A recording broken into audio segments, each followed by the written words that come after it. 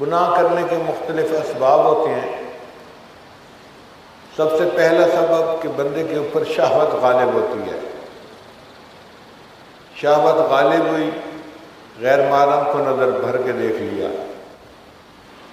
شہوت غالب ہوئی، cell phone کے اوپر کیا کیا بلا دیکھ لی، فلمیں دیکھی، ڈانس دیکھے، گانے سنے، یہ سب شہوت کے غلبے کی وجہ سے ہوتا ہے۔ اور کبھی کبھی بندے کے ذہن میں قیامت کے دن کا شک ہوتا ہے۔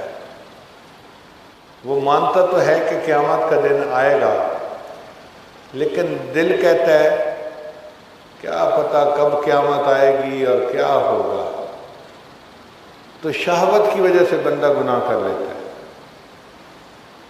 اور کبھی کبھی شیطان دھوکہ دیتا ہے، اللہ نے کسی کو تو بخشنا ہی ہے نا، تو جب اتنے بڑے بڑے گناہگاروں کو اللہ بخشے گا تو ہمیں بھی بخش دے گا۔ یہ کیفیت ڈرنے والی ہے، اس لیے کہ گناہ پہ جس طرح آخرت میں پکڑ ہوگی، کئی مرتبہ دنیا میں بھی پکڑ ہوتی ہے۔ شاعر نے کہا نہ جا اس کے تحمل پر کہ بے ڈھب ہے گرفت اس کی،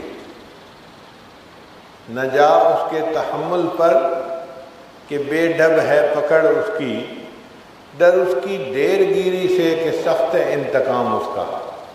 تو اللہ کی دیر گیری سے ڈر کہ اللہ جب انتقام لیتے ہیں تو وہ بہت سخت ہوتا ہے۔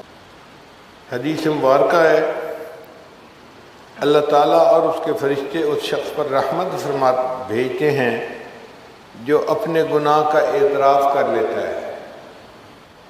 یعنی بندہ تنہائی میں بیٹھ کے دل میں یہ سوچے کہ مجھ سے بڑی غلطی ہوئی، میں نے بلنڈر کمٹ کر لیا، میں نے اچھا نہیں کیا۔